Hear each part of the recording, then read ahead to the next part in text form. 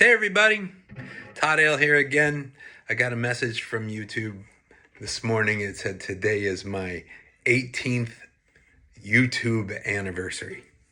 So 18 years I've been around. And I thought, gee, I need to put something up today just, because, for sentimental reasons. So I'm not just going to throw something together here just to throw it out there. I actually had a student that I had been working with. If you've watched any of my vibrato videos, and I think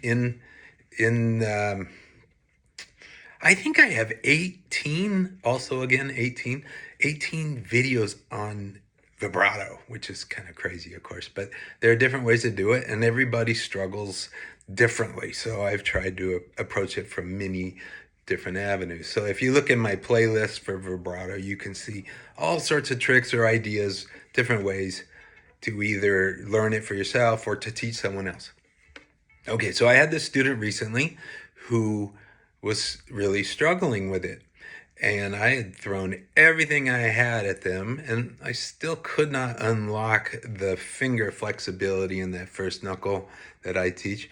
Well, something popped into my head, and I had seen this video of another young lady teaching violin lessons, and she was teaching vibrato, and she was doing it initially. I'm sorry, I can't remember her name or her channel. I didn't think I was ever going to teach it this way, but she was doing this. And so if you know who that is, it was teaching that, you can tell us in the comments, and I would be happy for her to have credit. But anyway, I thought, well, that's not the impulse. You just let it happen, or it's a reaction to the movement of either the hand or the arm, and you just let it give. But the student that I was working with could not make this joint move. Too tight. They had the other stuff kind of working. We could do it if they were sliding on the string like that. They just could not unlock that knuckle. So I said, hey, let's try this. And I had her specifically just try that first and then replicate the arm motion and maybe even apply a little bit of downward pressure here when you first start, and then stop doing that, but let it keep going when you move your hand. And you know what? It was like the light switch turned on. Boom. So I'm going to just tell you, you could add that to your bag of tricks and see what happens.